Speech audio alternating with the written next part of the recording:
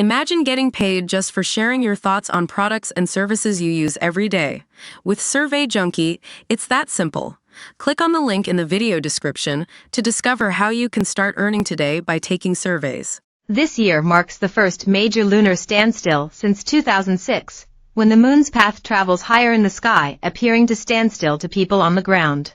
Also known as the lunastice, the event occurs when the tilts of both the Earth and Moon are at their maximum and will overlap with the summer solstice on Friday night, June 21st in the Northern Hemisphere.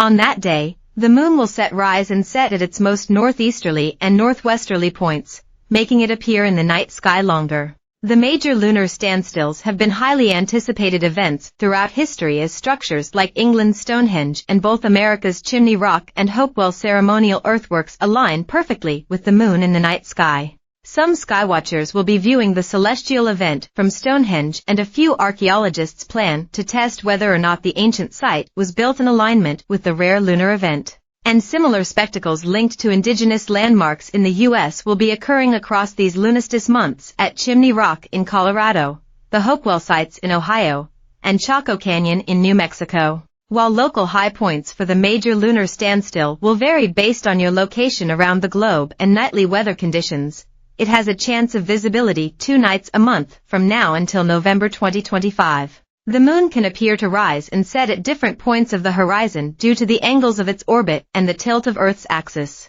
Major lunar standstill is when moonrise and moonset are furthest apart along Earth's horizon. This astronomical event occurs once every 18.6 years, last occurring in 2006. During a major lunar standstill, the northernmost and southernmost positions of the moon are at their furthest apart along the horizon. It is believed that these distinct lunar movements may have been observed during the early phase of Stonehenge, potentially influencing the monument's design and purpose. While our entire solar system is, essentially, flat and the majority of planets, dwarf planets and asteroids orbiting within a flat plane or disk called the ecliptic, the moon's orbit comes in a slightly different angle. As the Earth spins along an axis tilted by 23.4 degrees off this ecliptic plane, our moon's orbit is tilted by only 5.1 degrees relative to the ecliptic.